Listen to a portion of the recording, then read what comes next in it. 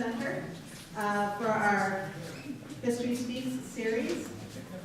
There are some seats over on the right-hand side, my left. I can see all of you, holy cow. We'd like to first off thank our sponsors, Yankee Bookstore and Compass Properties, for graciously underwritten our series. And to make things easy this time, I have put all of the talks up, if I can get to the right button. Aha, can you read that okay? For good test. Our eye doctor asked me to set that up for you. Our next speaker, as you can see, is March 7th. And this is a speaker, I believe she's out of Stevens Point. And she is a author of 2 books about Litka, who she is. And it's about being a Polish survivor during the World War II German invasion. And then on the 15th, our genealogy guys come back. Gary Gisselman and Shelley Green will be doing something on Polish genealogy. And finally, in March, we have Brett Barker returning to finish up reconstruction for us. So lots of great speakers, as you can see, coming up. So mark your calendars. We have a listing in the back, of course. And before you leave today, if you have not seen our Vietnam exhibit, today is the day to do it because today is the last day. Also, if you're a Vietnam vet, we have a canvas up. We invite you to sign that with your name and company and so forth if you could. We appreciate it. So that's ending today. We ask that any of you who are not members yet, please see the light and become a member. We appreciate it. And also, even though these lectures are free, we would appreciate a donation if you could see to do that. We use those to keep the lights on. As the lights turned off there. Keep the lights on when the program is coming. And the very last thing I'm going to ask you to do is, before you leave, please fill out an evaluation. It helps us keep an eye on making sure that the lectures are well done, as well as we always like to hear what it is you want to hear about. So as we're planning more lectures or presentations, we can get those in there. So without further ado, since he's done doing his interview, he's done things time.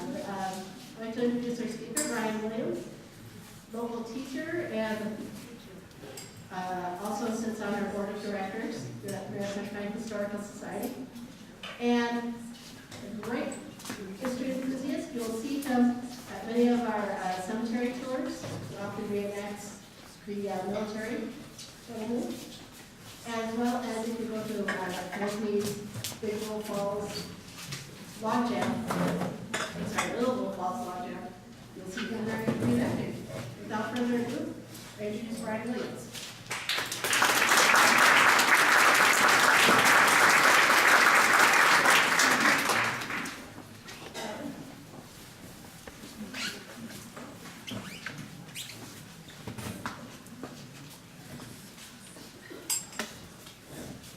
Spanish flu pandemic of 1918 is probably the most underreported event in history that I know of. Many people have heard of the Black Death, bubonic plague, and such, but yet how many people have heard of the Spanish influenza? Very few.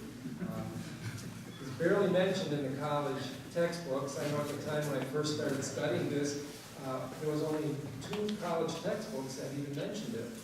And it just so happened that I had one of them. So I was fortunate in that.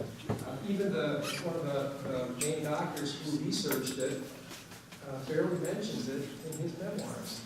So the whole idea of why is this epidemic so underreported, why did that happen? And that kind of got my attention when I started studying about this. Actually, as part of the geography class I was taking at the time. So the Spanish flu, one of the worst pandemics ever to hit mankind in the history of the world, happened just less than 100 years ago, and yet who knows about it? Very, very few people in comparison to the other epidemics that have hit mankind. So let's get into it and find out why it spread so fast and was so deadly. First of all, we'll set the stage. World War I, of course, was going on. Unbridled patriotism was common here in the United States. There were a lot of war bond rallies going on where huge groups of people would get together for parades and pep rallies and such. War bond rallies were common. There were recruitment parades. Even here in Wausau, there was some very large war bond rallies and recruitment parades going on. There was also spy paranoia. People were afraid, are the Germans infiltrating our society? And of course, Wisconsin, being a big German state, was viewed as, viewed rather suspiciously. People in the rest of the country and even others here in Wisconsin did not trust us very much. And Wausau also was regarded as being pro-German. One of the things I found was that was during this time period when many churches, which used to be called the First German Lutheran Church or whatever, changed their names to to avoid using the German, or even the First German National Bank switched to the First American National Bank, and so on. So a lot of businesses were dropping the name German from their names. A lot of doctors and nurses were over in Europe during this time, so there was a shortage here at home. And overall, people just thought, we're safe. The problem is over there in Europe. Here in America, we don't have anything to worry about. Socially, there was a lot of social movements going on. We think of women's suffrage was going on during this time, so there were a lot of groups getting together, large rallies and such. The temperance movement was in full swing. Labor reform was going on. Samuel Gompers was busy doing his thing, organizing unions and such. Socialists were on the rise. Socialism was becoming very popular. Again, large rallies were going on everywhere. Billy Sunday was the most popular evangelist at the time and was bringing in huge crowds of people all over the United States. So you get this idea of large groups of people gathering everywhere for various reasons. National parks were being created during this time. Mobility was big. Your trains, of course, were taking people everywhere. Cars were becoming popular. Ocean liners were going back and forth across the Atlantic with large numbers of people. Think of Titanic and other large ships like that. So a lot of mobility. People were getting around more so than ever before. Postal routes had been established everywhere, so people could communicate with each other through the mail system. So the post office had people, postmen delivering mail everywhere. There was hardly any place which was not on the mail routes. Also, airmail was going around as well. And you can kind of start to see how all these things are going to help spread a disease rather quickly. The Industrial Revolution was occurring yet. People were starting to move from the country into the cities, from farms into crowded factories. Labor-saving devices were being invented, thus giving people more time, more recreation time. So people were using their free time to do such things as play baseball, go to the games. Movie theaters were becoming very popular with the silent movies, and soon talkies would be coming into play as well. A lot of churches and schools also had many social activities, especially here in Wausau. The churches and schools were often the big social events of the week. So you would go there to see the plays that the kids were putting on, and musicals and such. Science was also part of the setting the stage here. Up to this point in history, of course, science, as far as medicine goes, well, hadn't really changed much in the past 2,000 years. When we start to hit the end of the 1800s, science was making great advancements, especially over in Germany. Germany had the best medical schools and scientists in the world at that time. Most scientists, my father was a scientist, had to learn German in order to be a scientist. So science was viewed as being almost invincible. Certain diseases were being cured by this time. You think of yellow fever, cholera, typhus, anthrax, smallpox, diphtheria, rabies, meningitis had all been cured. Things were looking so good that the Ladies' Home Journal even made the announcement that the parlor, they used to call the parlor, the living room, so we should call that the living room from now on. Parlor, kind of, the funeral parlor. People thought of it there. That's usually where the people would lay out the bodies. Oftentimes the funerals were done right in the home. So let's call the parlor, let's not call it anymore, let's call it the living room. So you see that people had this idea that everything is so much better. People are living longer. All those nasty diseases have all been cured. Hooray for science. Well, let's get into what is influenza. Of course, it's a virus. They didn't even know what viruses were back then. When the flu first broke out, many of the scientists thought it was a bacteria again. And so they tried to cure it as a bacteria. They tried to come up with some vaccines that really didn't work at all. So they tried to treat it as a bacteria. Or you can see it's a virus. They didn't even know what viruses were at the time, and wouldn't until the electron microscope was invented much later. But it's a spherical virus, and it has little spikes on it like this. And there's two enzymes that are important to remember. One starts with an H, and I guess that's good enough. It's the hemagglutinin. So just remember the H. And that is a type of enzyme. What it does is it clumps red blood cells, but it also is the enzyme that enables the virus to penetrate the membrane of the body's cells. Now, once it's in there, viruses start to reproduce their own kind. They trick the body's cell from, instead of making its own cell, replicating its own cells, it instead, the virus feeds its own DNA into the cell, and so the cell then starts making replicas of the virus instead of what it should be producing. Once those viruses reproduce, the next enzyme kicks in. It's what's called neuraminidase, and I can remember N. And so that enzyme then enables the virus to break out of the body cell and then to spread to the rest of the body. Usually the viruses are referred to by these two enzymes. So you'll hear the flu virus being referred to as H1N1, H5N1, H3N2, things like that. So maybe you've already seen that in the paper. I know I've seen that reported that way. The scientists talk about which flu virus is going to be prevalent this year. That's usually how they refer to it.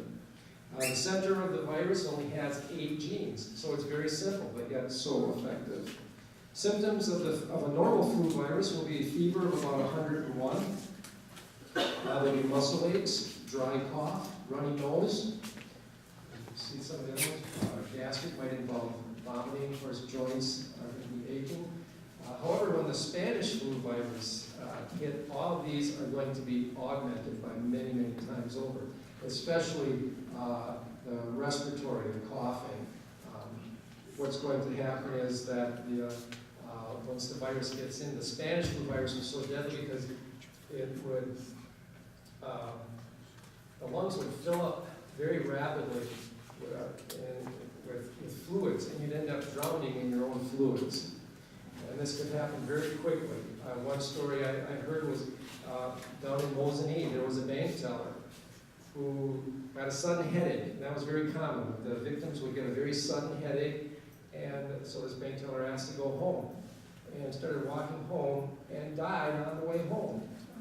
So it could happen within hours. That was not always the case. Usually it lasted 3 or 4 days before death would result, but in some cases it happened very, very rapidly. How did it originate?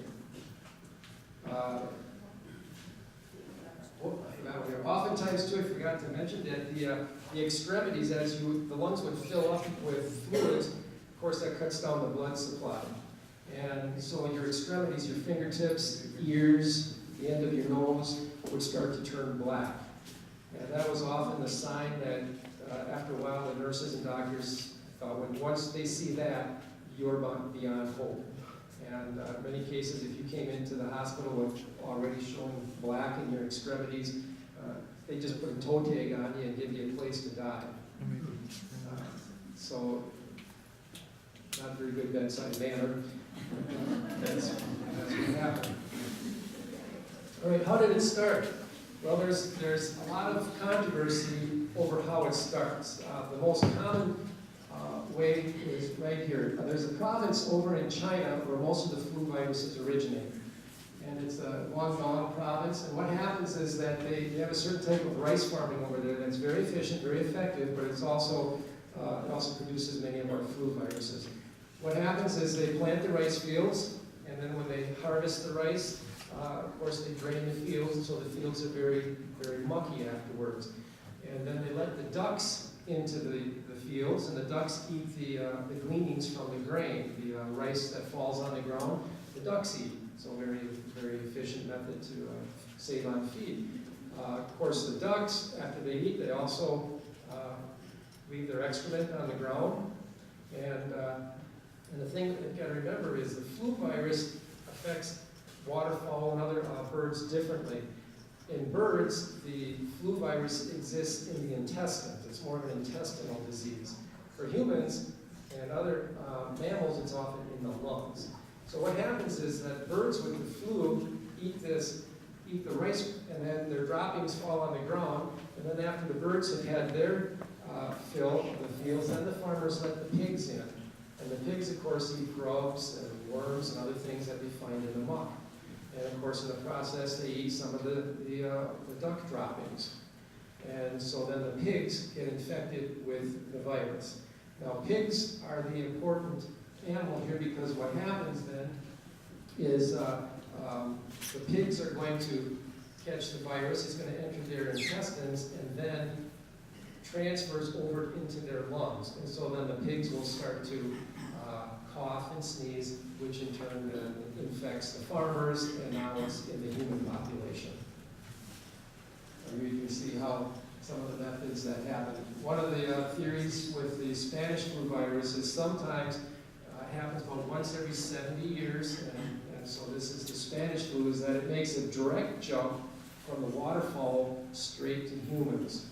Now our physiology is more similar to pigs than it is to ducks. And so when we catch a virus from a pig, we can usually handle it much better than if we get it directly from a waterfowl. And so that's why the Spanish flu virus was probably so deadly, is that it probably made that jump, a direct jump, straight from waterfowl to humans. Another thing that happened was that because the flu virus probably originated in China, and many of these Chinese people also were helping in World War I by digging trenches for the soldiers there. So some people think that may be how it was spread so rapidly as well. Right? The pandemic itself seems to be, most people think it started in Fort Riley, Kansas in March of 1918. And what happened then was there was a large manure pile from the pigs that they were using to feed the soldiers. On March 9th of 1918, they burned this pile, and the whole camp was kind of covered with a thick smoke. And the next day, the flu started its outbreak. Now, we don't know for sure. A lot of scientists will argue about that theory, but that is one of them that maybe was related to these pigs at Fort Riley. And how the virus ever got there, I'm not sure. We don't know. But anyways, it happened at Fort Riley, Kansas. Soldiers were there training for World War I. It was very crowded. And the next day, the flu broke out. The men started coming in almost right away in the morning by ones, twos, and then in groups. By noon, there were over 100 people in sick bay. By the end of the week, 500. There were 1,127 within 5 weeks, with 48 dead. Now, the flu symptoms were the usual flu symptoms, but they were very contagious, but yet the flu at this point was not very virulent. So even though it sounded like a lot, there's only 48 dead for all of those flu cases. So at first the flu was spreading very rapidly, but yet not very virulent. Most of the victims survived. Total recovery usually happened in 3 to 7 days. Even Ford Motor Company started having problems with it. Ford reported that over 1,000 people were sick in March alone. San Quentin Prison reported that of the 1,900 prisoners, 500 became ill. That summer, President Wilson had to make the decision on what he was going to do about the troops. Here he has a flu virus breaking out, and he had to make the decision to send troops overseas in the crowded troop ships, which of course we know he made that decision, and so the troops went on the ships. So 1.5 million troops ended up going overseas. The flu virus then reappeared in Europe, and both sides were incapacitated. Not only the Allies, but the Axis powers as well. The British fleet couldn't sail. The German offensive bogged down. King Alfonso XIII of Spain became ill. King George V of Great Britain also became sick with the Spanish flu. People might be wondering, why do you call it the Spanish flu if it happened here in America? Well, during wartime, you don't want the enemy to know how sick your side is. And so it was hushed up by everybody. The only country that was being honest was Spain.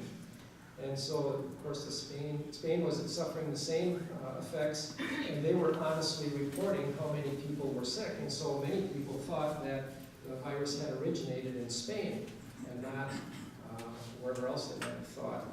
So it ended up with the name the Spanish flu virus. By the way, that's not the only name it got. In France, they called it La Grippe. In Germany, they called it Flanders fever, or the 3-day fever. Over in Asia, they called it wrestler's fever because over there it seemed like the wrestlers were getting the flu virus first. It was also called the Spanish lady, and sometimes called the little bird, rather cryptically. Over the summer, it just disappeared. Everybody got better, and things returned to normal. But over the summer, the flu took on a deadly mutation.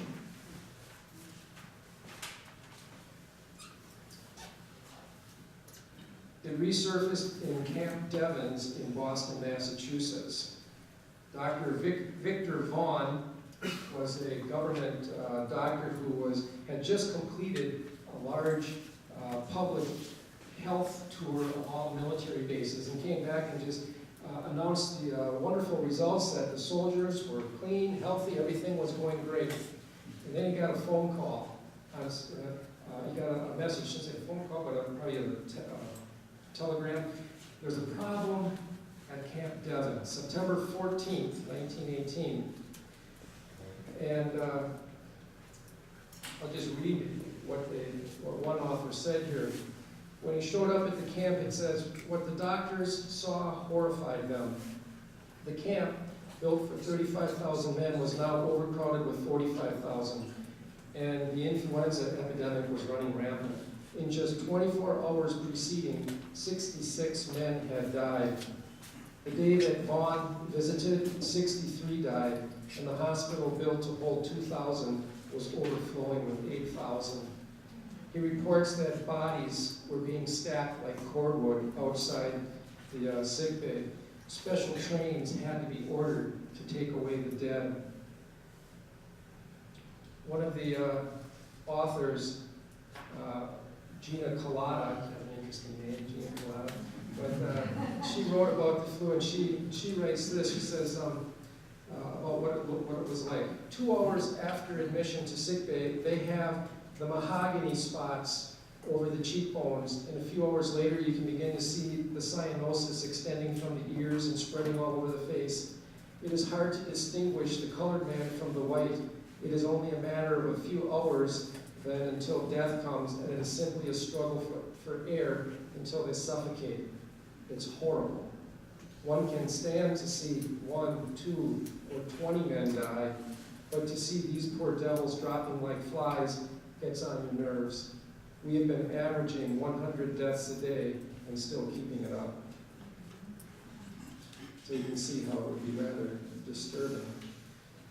Dr. Vaughn himself writes this when he remembered Fort Devens years later. He says, hundreds of stalwart young men in the uniform of their country coming into the wards of the hospital in groups of 10 or more.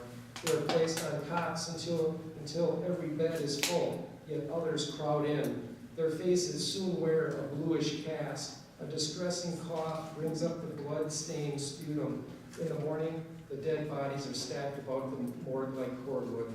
This picture was printed on my memory cells at the Division Hospital, Camp Devens, in the fall of 1918, when the deadly influenza virus demonstrated the inferiority of human inventions in the destruction of human life.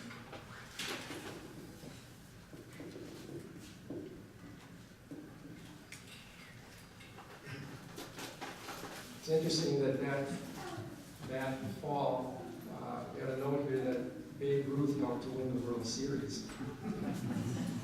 3 civilians then died in Quincy, Massachusetts. First, by the way, the flu virus was fairly well contained in military camps, and that's how the general public tended to view it. That's a military problem, not civilian.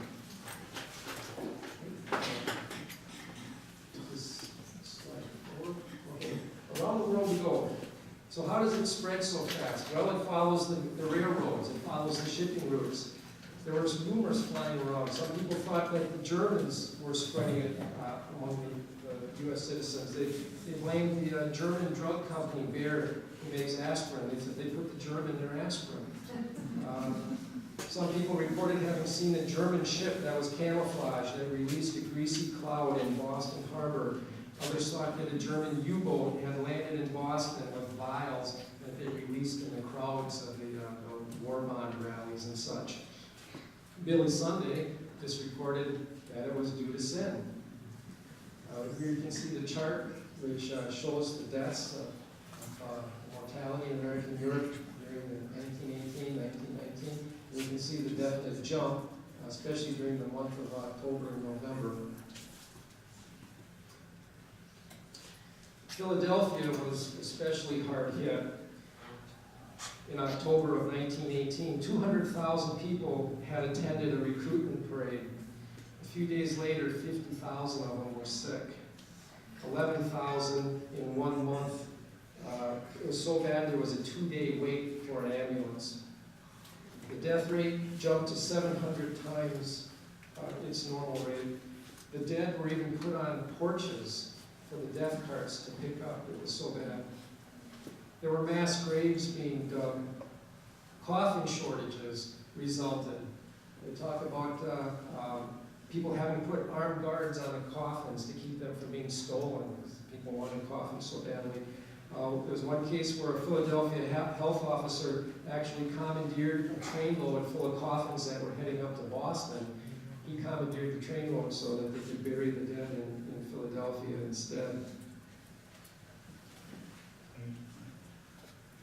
Coffins often filled the funeral homes and even railroad sightings.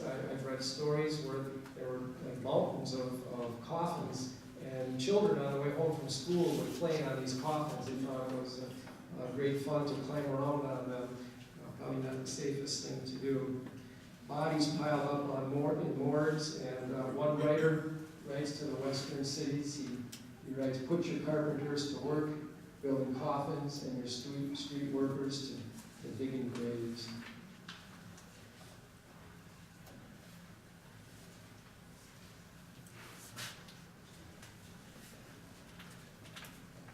Eventually, it's going to start spreading from the soldiers to the civilians.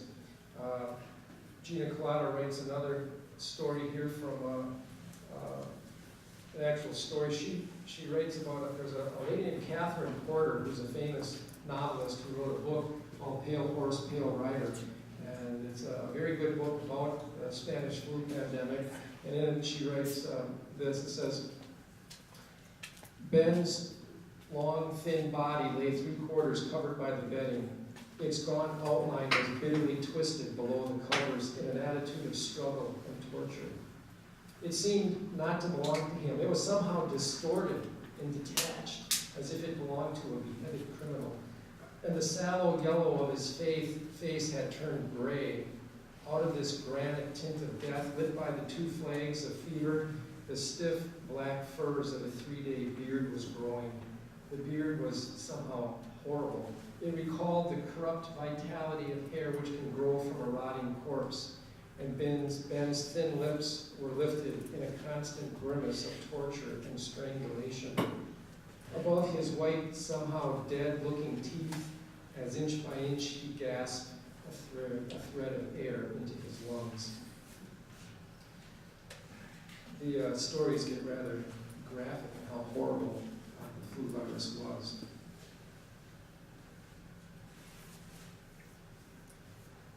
The numbers, and I can tell you some of the numbers here. We talks about numbers. I mentioned before, 150 million people dead worldwide. That's the probably more liberal guess. Some say, well, it's only as high as 20 million, but I think there's probably 20 million died in India alone. Dead in the U.S. were about 555,000, with 195,000 of those in just October alone.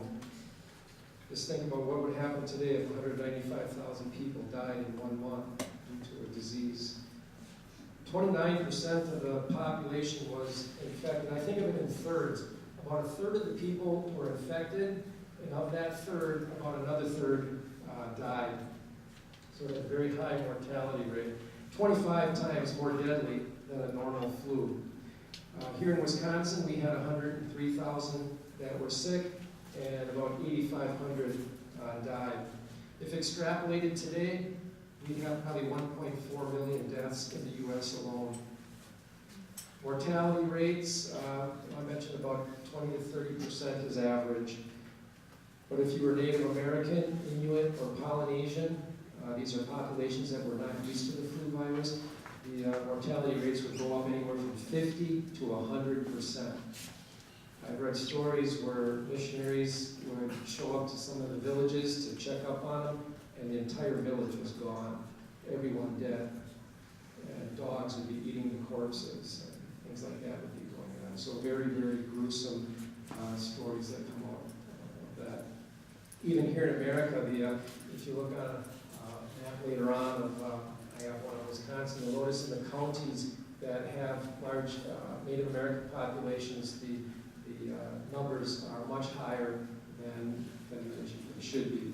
And that's because, well, one, because they're not used to that kind of virus as much as the Europeans were, but also because of their burial customs. They often would gather around the body, the whole family would gather around the body, and of course that's going to, again, help spread the virus.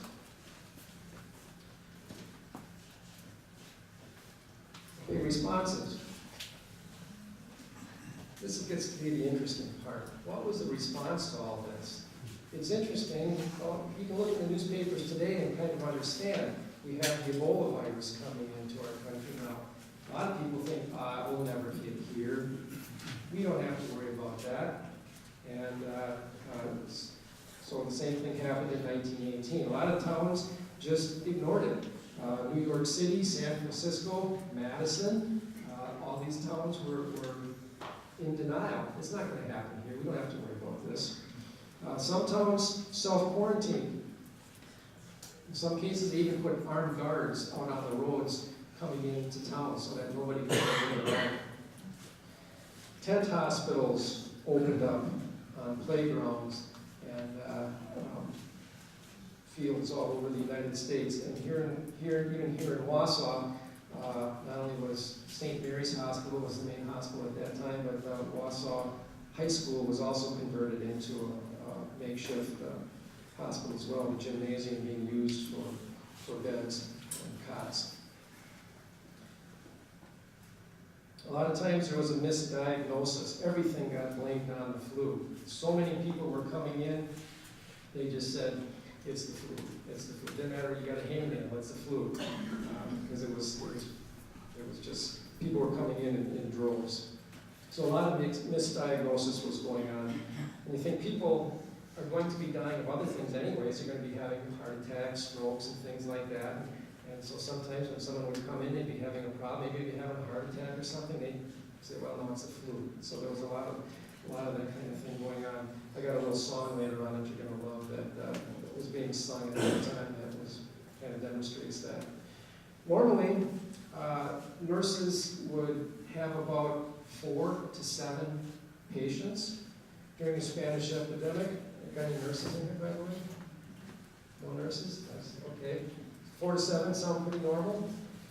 During the Spanish flu epidemic, 42 patients per nurse.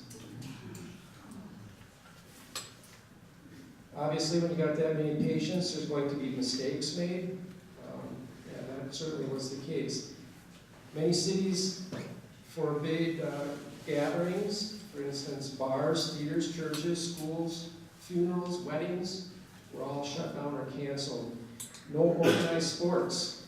And what got to be confusing was sometimes some businesses were being allowed to stay open, whereas others were being closed down. And that's one of the problems we're going to have here in Wausau. And for example, you read some of the editorials at the time.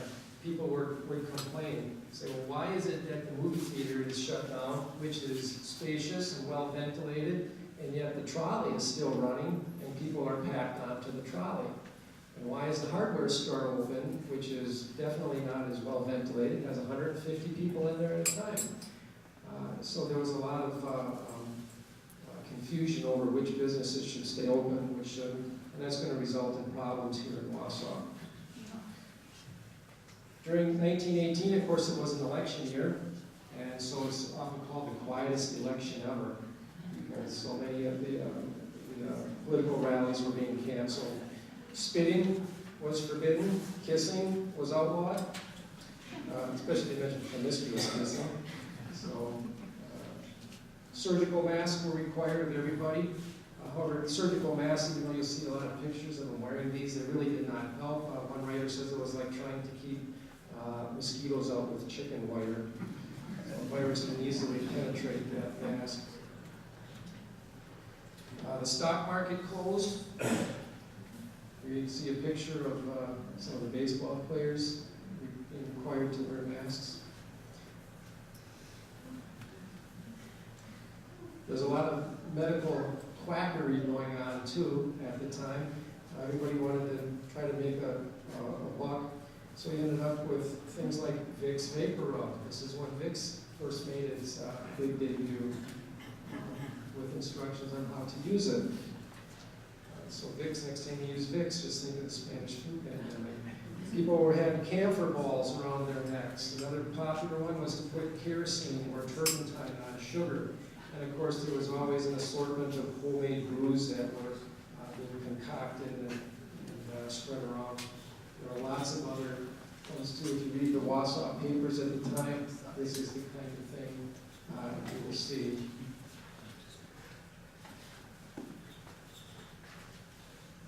Doctors did come up with a vaccine during this time, but again, they thought it was bacterial virus, and so not much, didn't really do a whole lot. There was some dark humor that resulted too. One of them is little girls jumping jump rope. I had a little bird. Its name was Enza. I opened the window and Influenza. This is kind of a related one here. I wonder how much that bird is going to lay on that cone. Comes out, sneezes on him, and of course, Influenza. Just yesterday, I was out in town and ran into one of my old students, and I told her I was going to be here today giving you a speech, and as soon as I told her, she said, oh, I had a little bird, its name was Enza, so she remembered. So all these years, it's nice to know my students remember things that I tell them. Okay. One mother was even told, don't bother feeding your child, she's going to die anyway. Told that by a medical person. 12-year-old boy was told to get on a waiting list for a coffin. Crepe was put on the homes to signify who had died: white for a child, black for an adult, gray for the elderly. Teachers, Boy Scouts, and others, because the schools were closed, they were put into service, checking up on families. Wausau here was divided into 11 districts with a captain in charge of each district. And they had a corps of people who owned cars who would then go around delivering food and just checking up. And there's a lot of very heartbreaking stories where people would say, well, we showed up at this house and nobody answered the door, so we broke in and found mom and dad sick or dead in bed, and the children uncared for. And one thing that was very interesting about this flu virus was that it infected not the young and the old, but it infected the people in the prime of life, in the 20s, 30s, and 40s. That was something else that was very unusual about this virus. So it affected those people. Not only would it infect those people, but what would happen is they'd get sick for 3 or 4 days, and then they'd start to get better. And so they'd go back to work. And they felt strong, they'd go back to work, and then the double whammy of pneumonia would hit them. And so that's how many of the people died as well. So the flu kind of weakened their lungs, and then the pneumonia finished them off. And if you read the obituary column in the Wausau papers during this time, I think that's where you really see the story. Oftentimes the story on the front page is barely noticeable. You might have a little blurb about it, or maybe a column, but the war tends to get all the publicity.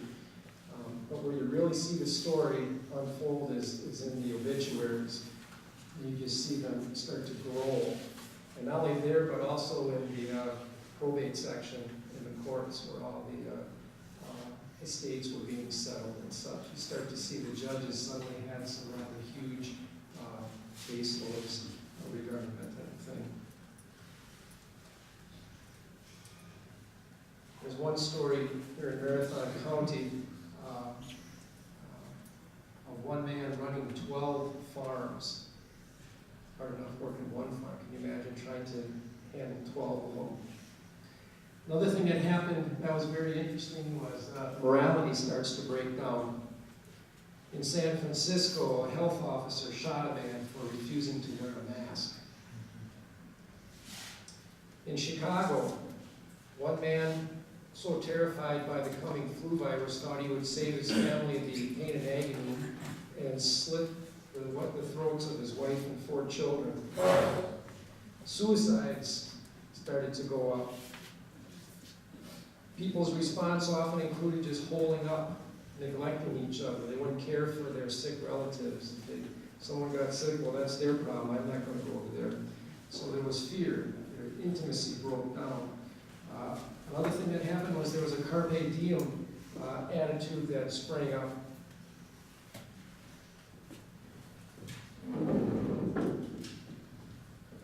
One of them was, one of the attitudes that came up was, well, I'm going to die anyways, so I might as well go out and take out a big loan and move it up.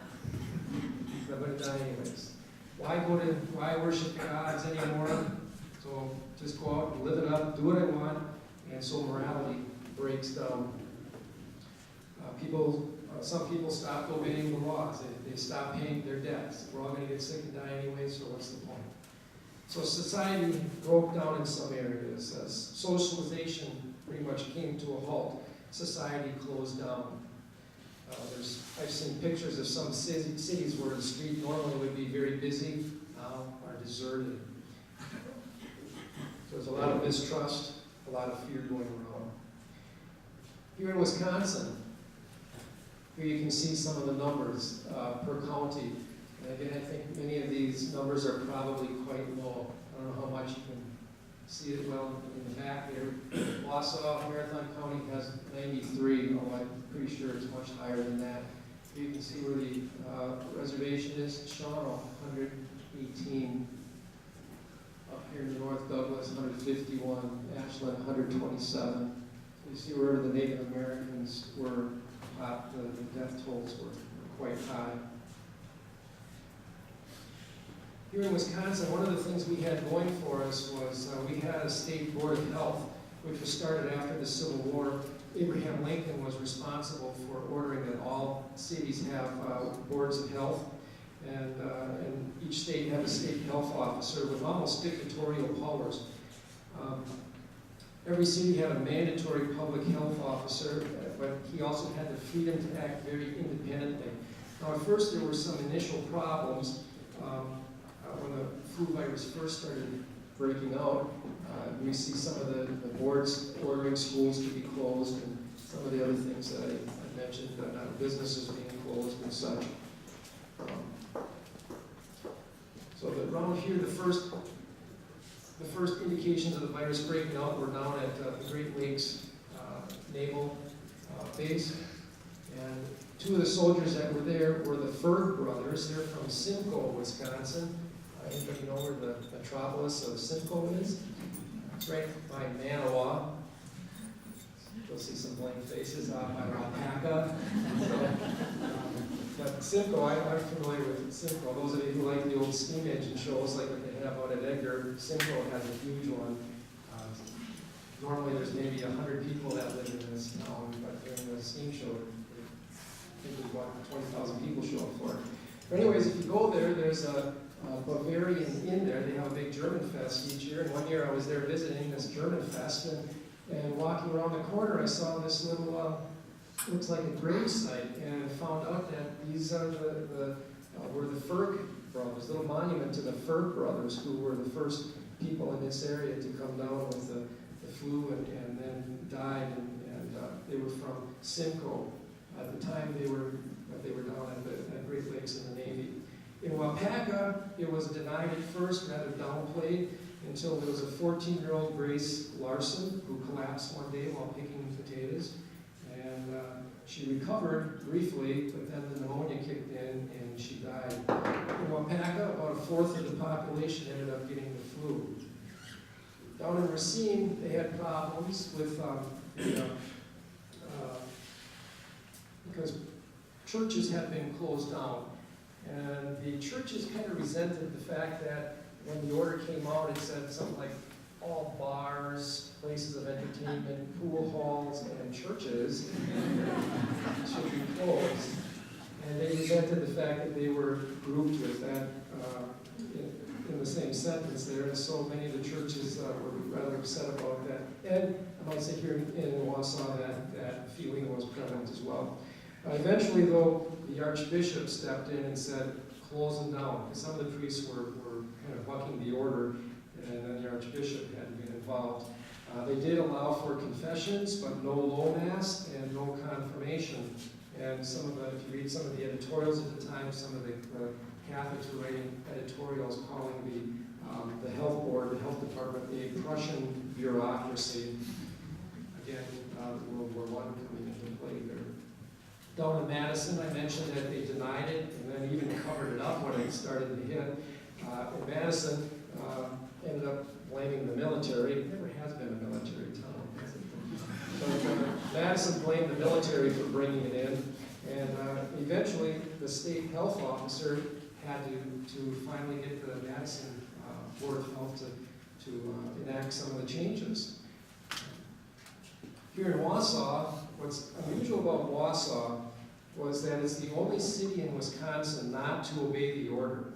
Because when the order came down, they thought it was advisory. What they really meant was, no, it's not advisory, it's just the advisory part comes in, you have the freedom to act in whichever way you think is appropriate. Well, the Wausau Board of Health misunderstood that, and so they really didn't do anything. And so Wausau was the only town in Wisconsin not to get on board and close everything down at first. We waited almost an extra week. And as a result, there was a large number of cases that occurred all at once. Here you can see one of the articles that relate to that. Of the 17,000 people that lived in Wausau at the time, 1,200 of them became ill. The death rate was as high as 1 in every 15 cases. And there were 114 dead in Wausau by the end of the pandemic. Again, some of these numbers differ from what you saw before on the graph, depending on which source you go to. Some people think it may have been as high as 300 to 400 people in Marathon County alone that died. And of course, Wausau was being accused of being pro-German, and so the Germans are spreading it. And so it was not a good time to be German here in Wausau. As I mentioned before, some of the problems that occurred with the pandemic was that some businesses were closed, some clubs stopped meeting, whereas others kept right on going. So what ended up happening was Wausau had 3 waves of flu. The Board of Health would close everything down, and then when the numbers started looking better, then they reopened everything. And then, of course, the numbers got worse again, and so it kept going back and forth. The Board of Health kept on bending under political pressure from the people. Wausau Insurance issued placards all over the city that said, "Cover up each cough and sneeze. If you don't, you'll spread disease." There were lots of quarantines. In some cases, guards were put on homes to make sure that the people would not break the quarantine, because some people had a habit of doing that. I mentioned before that there were people that were comparing numbers, like why is there 15 people in the bowling alley, which is closed, or it's supposed to be closed, whereas in the dime store there's 200. What about the lumber camps? A lot of lumber camps in the area. Well, they were hit particularly hard as well. So a lot of lumber camps suffered quite a bit. One good thing that happened, though, is that there was a lot of pulling together. As I mentioned before, Wausau organized itself into 11 districts, and ambulance corps were organized. People pulled together to help deliver meals and to check up on each other. Laws were passed again with no spitting, coughing, or kissing. Surgical masks were quickly made by the Red Cross and passed around everywhere. There was a war spirit kind of help, everybody getting together to help fight the war, and for some people this flu virus just kind of became part of that war effort. So just like we're helping to fight the war, well, let's help fight the flu too. It was all kind of viewed as one entity. The newspapers often gave a lot of educational information, and here in Wausau they tended to avoid the sensationalism that was common in some of the larger cities as well. So there were some good things happening here in Wausau too. Here in this you can see how some of the war still easily got the biggest part of the headline, and a little bit on the side. Actually, this is fairly large. Most of the papers at this time, you won't even see the flu mentioned until pages 3 or 4 or later. Here we see some of the flu. Influenza at camp is denied, so again, people covering it up, didn't want it to spread. Over on this side, it's influenza is under control at Great Lakes, which it wasn't. Again, lying going on, saying it was better when it wasn't. What was the aftermath? Oh, before I get into that, some of the famous people who died, there's quite a few of them. Maybe some of you might recognize some of these names. On the bottom one there, Phoebe Hurst, and one William Randolph Hearst. Samuel Gompers, his daughter died. I mentioned that Catherine Porter before, the novelist. The last one there is interesting. Bill Yawkey, Major League Baseball executive, owner of the Detroit Tigers in Augusta, Georgia. This is Cyrus Yawkey's brother. He died. And Cyrus Yawkey, whose house is right across the street, he, during the Spanish flu pandemic, made a trip down there to attend the funeral. And also, even if you look at the list of names, quite a few of them now have streets named after them here in Wausau. I remember one of them was, I'm not sure how to pronounce it, Ured Street. That's one of the people that died. And I remember one of my neighbors was Mrs. Bandy. And when I was first doing this report, I went to her. She was quite elderly at the time, and I had read this in the list of names. I read Bandy, and I said, "You know this person? Are you related?" "Oh," she goes, "Yes, that was my husband." and so she knew about it. If you ever go to the Wausau Cemetery and take the tour, look for 1918, 1919. You'll be surprised how many headstones you'll find. I think the last time I portrayed somebody, I was in the mausoleum there, the large mausoleum, and in that building alone, you take a look and you'll see quite a few dates that fall in line with this time period. Of course, in the aftermath, there were large economic losses. In many families, the breadwinners were dead. A lot of families were left in poverty because, again, as I mentioned, it was the middle-aged people that were dying. Produce rotted out in the fields. Cows were left unmilked. Stock animals uncared for. Lots of business losses. Many stores had to close down because they didn't have enough people. The Wausau Pilot couldn't even publish the newspaper. The Daily Herald had to step in and publish the Pilot at one point. The Pilot only had one person left on their staff, and the Daily Herald, by the way, wasn't much better. One other thing that happened that's kind of interesting is with World War I, in the treaty, Wilson, of course, had his 14 points, which wanted to treat Germany fairly well. Wilson wanted an end to all secret treaties, freedom of the seas. He wanted to reduce economic barriers and tariffs, reduce armaments so we wouldn't have such huge arms races, and self-determination for all countries in other words, end the colonialism. And of course, what happened? Well, Wilson became ill, many of his top diplomats became ill, and he had to send the second string over to the treaty talks. And they didn't do so well. And as a result, we ended up with the Treaty of Versailles, where Germany was forced to accept all the blame and they had to pay for the total cost of World War I. Germany had to reduce the size of its army. Colonies were divided amongst the army, amongst the Allies, and Austria-Hungary was divided into 4 independent countries. So, I guess you could say in a way, World War II was a direct result of the Spanish flu epidemic, because Germany ended up with a harsh treaty instead of one that was more magnanimous. By the way, the United States never did sign that treaty. We made a separate peace with Germany. Another thing that might have been part of the societal changes as a result of the flu, well, you have the Roaring '20s, which followed it. So this idea of, well, death is right around the corner, so let's get out and have some fun. I think of a lot of people, there must have been a lot of orphans around at the time. And whenever you have children running around without the influence of parents, well, they tend to gravitate towards gangs.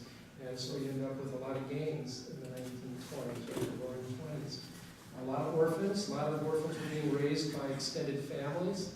That was quite common during that time, through the 20s and 30s, with people being raised.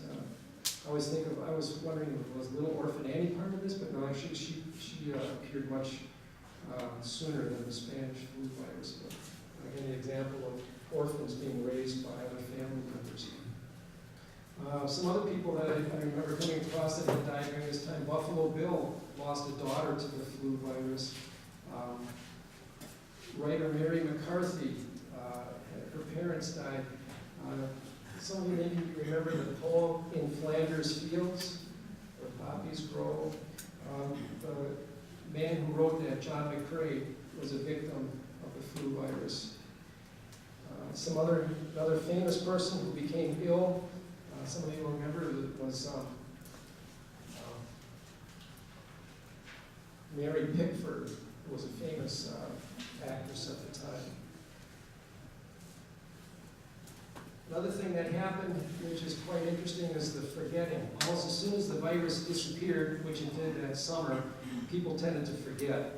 And it was just too awful to remember, I guess. Some people had the idea of, well, I mean, diseases occur every day, flu virus hit, so what's the difference? So some people just thought that their attitude toward the disease was still just kind of lackadaisical. However, the feeling of safety, I think, was gone after the flu virus went through. Science couldn't cure everything. Of course, the war always eclipsed the flu. The war was still #1 in the headlines, and some people thought that maybe it's just that the human brain just can't take two big ideas at the same time, war and the flu virus. So I think, if you think as far as severity goes, maybe the flu virus should have been getting all the headlines and not the war. But that was not the case. There was a lack of communication with a lot of the rural areas. And so sometimes people would just get sick and die, and they didn't think anything of it. They maybe hadn't even heard of the Spanish flu virus. So they just bury him on the back 40 and be done with it and get on with life. So I think a lot of people just didn't seem to understand what was going on until after the fact. I mentioned before, history books just kind of ignore it. The history book that I had was written by an author named Bailey. He was one of the few that even mentioned it. And even Victor Vaughn, the doctor who first started treating the soldiers in the hospitals, even he barely mentions it in his memoirs. One of the things that has happened since then is the search for the virus. And scientists have been trying to find out, where did it go? How did it mutate? Is it coming back? And not to rain on anyone's parade, but the answer is yes, it's coming back. Doctors will tell you that it's not a matter of if, but when. Maybe you've noticed that in the past 10 years, they've been very, really pushing for people to get shots and such. Well, this is why, because it's about every 70 years that it comes back, so we're overdue. And it's scary because we're even more concentrated in cities than they were back then. And I think today we also have this idea of individual rights. And I don't have to do what the government tells me or the health board tells me. I'm going to do what I want to do, and who cares about anyone else? So that's kind of a scary thing. We are also much more mobile than they were back then. So there's some very scary things happening in our society which could really help this kind of thing happen again. However, we also have better communication. We are much better established as far as the health boards and hospitals, of course, have been training for this for quite some time. So there's some good things that are occurring too. So don't give up hope. One of the things that happened was in the flu virus was some of the scientists tried to find it, and one of them was this Kirsty Duncan, who had the idea of going up to Norway, where she was going to uncover a cemetery and take samples and try to get the virus, and then have the scientists analyze and get the DNA so it could be cured. Well, she's not a scientist herself. She's more of a geographer, teacher, and she ran what I guess some people would end up calling a circus. She got all kinds of people involved, and doctors and health officials and government officials, and ended up spending millions of dollars on this extravagant attempt to go up there and uncover the grave sites, and even have priests come up and bless the site before they even turned over a single shovel. And it just turned into a real circus. Had all kinds of media people there and TV crews and everything. And in the end, when they uncovered the bodies, they had already thawed and there wasn't much left. She did end up taking some brain tissue because sometimes there can be some brain-related illnesses that happen as a result of the flu. So her circus kind of came to nothing. It cost millions of dollars. Meanwhile, this guy, his name is Dr. Hiltonen, and Hiltonen had gone up to Alaska already back in the 50s looking for the virus. And he went up there with a couple other fellas. They uncovered a Eskimo graveyard and took some samples and brought them back. And it's interesting, he just packed them in a thermos bottle with some dry ice and flew back on coach, carrying the most deadly virus ever known to mankind. Later on, in the previous slide, when they were looking for the flu virus up in Norway, there was a Dr. Taubenberger who was supposed to help uncover this virus with this Duncan, and this Holton wrote to Taubenberger and said, I already did this back in the 50s. And if you want, I'll go and do it again for you. This happened, by the way, the second time happened in the late 1990s. So he went back up to Alaska.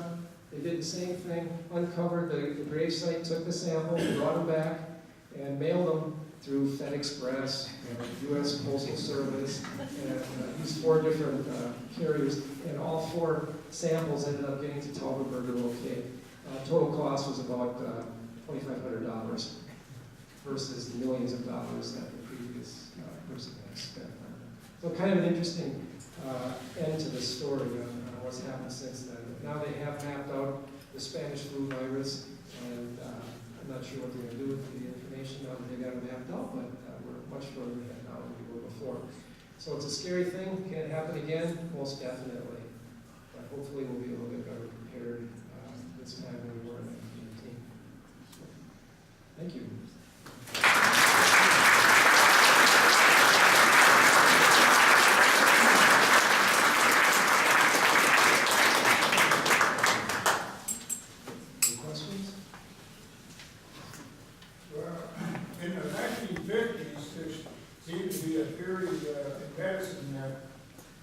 People who got Parkinson's, they had to prove, and I don't know if you've read anything about that, but I don't think, obviously it didn't pan out to be an accurate theory, but we mentioned on neurological things and caused by the flu was, why don't you get further comment on things like that? I think that was one of the things that Ms. Duncan was when she took the brain sample.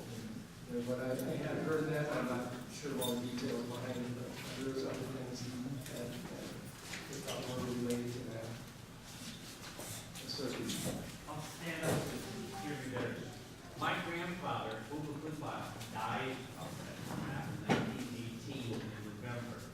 He actually worked for the Ross Sawmill and Lumber Company, and apparently got the virus. Came home, thought he was over with it, went back to work, and then ended up with pneumonia and died. Now, a question I have for you, Brian, is anyone working to develop a vaccine for this type of virus? yes, you know, when I first started researching this, it was interesting. When I first started, there was maybe only a dozen hits on the internet. That was it. So shortly after I started researching it, of course, it caught on very quickly, and now there's many websites you can go to about this, especially go to the CDC website or the World Health Organization, and you'll see they have whole sections of their website dedicated to that. That's a good topic. But yes, they are working on getting a vaccine for it, but I'm not sure where they're at with that. The other thing I was quickly mention, this was, you talked about economic losses in families. My dad was only 3.5 years old. My grandmother was expecting my dad's sister, and she wasn't even born yet. So my grandma went back to live with my grandparents, and then within a year she remarried because there was no way she could exist on her own. So it was a very tough time for the family. Yes, Brian, do you know if the pandemic had anything to do with the orphan trains that came out of New York and Boston and all the large cities where the parents were killed off? And these children, orphanages in these larger cities couldn't handle that many children, so they were sent out on the orphan trains, and various families adopted them. I had heard something about the orphan trains. I'm not sure what the dates are on that, but it didn't surprise me because I know in Philadelphia especially there were lots of orphans and the orphanages were swamped. They couldn't handle it. Yes. You said that this virus, the same virus, will come back. Will it be Will it be, well, the virus actually mutates every year, just about, so, yeah, the flu virus, that's just part of the nature, they mutate every year, so the flu virus that we have this year will mutate, will be slightly different next year. If you read Gina Colada's book where she covers this. It reads like a detective novel, and she shows how the flu virus went through various stages. Like they noticed that after the Spanish flu virus went through, that a lot of the pig herds were still getting sick every year. And so they thought, well, maybe the Spanish flu virus went back into the swine herd instead. And so they started researching that. And then for a while, it went into, they tried infecting ferrets with it. And what's interesting about the whole thing was they, in trying to research this, they, of course, they got to use what, something called Cox postulates, K-O-C-H, I believe it's spelled, and which they're trying to take rules on how to determine whether a virus is really related to what's going on in the general population. So they would purposely take someone who was sick and then try to get them to infect someone who wasn't sick. And they couldn't do it. And you would think with such a serious pandemic that was so catchy, that it would be really easy to infect people. But yet they took, the doctors would take someone who had the Spanish flu and have them breathe into the face. They take swabs from their sinuses and mouth and give it to these the well people. They couldn't make them sick, which is one of the big mysteries. You would think they'd catch it real easy, but they couldn't. If you tried to give it to somebody, you couldn't do it.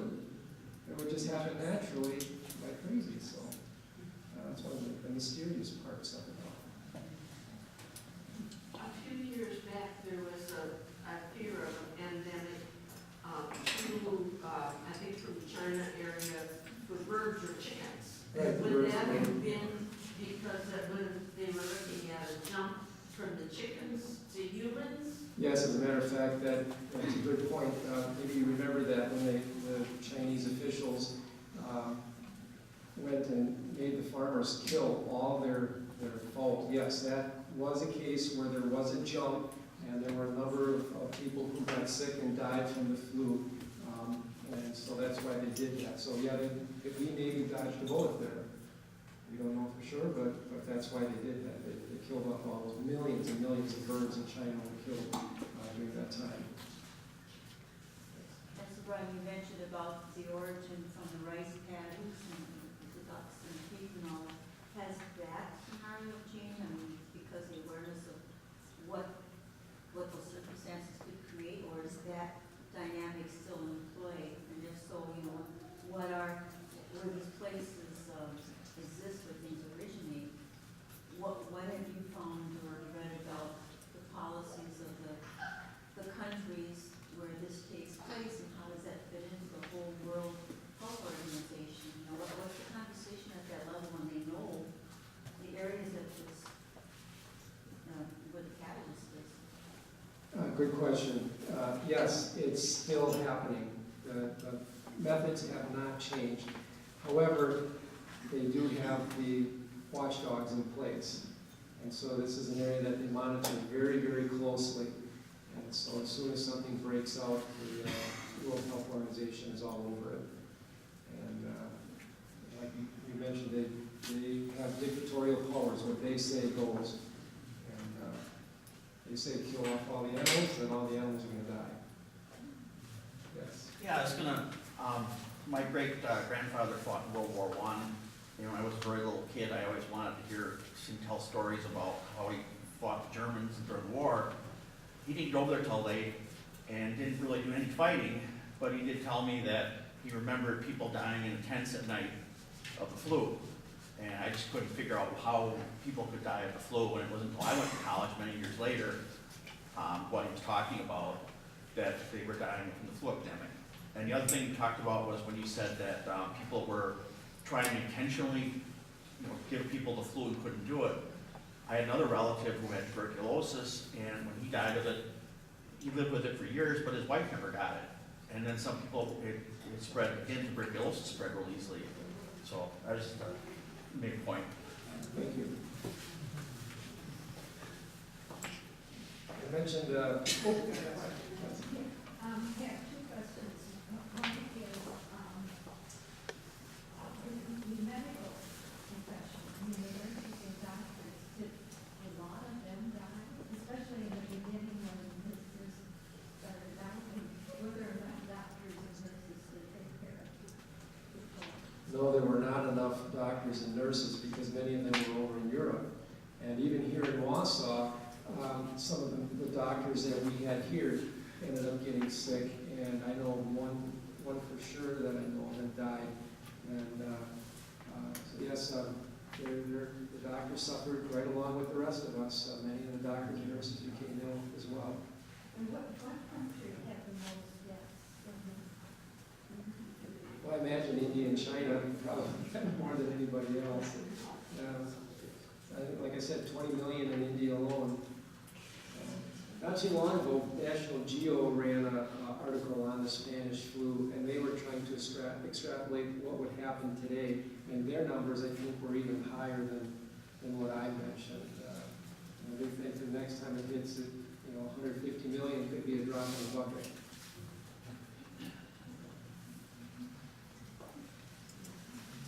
Just one more thing I wanted to say. I mentioned that song about the flu stuff, it's called, and it's to the tune of Are You Happy and You Know It?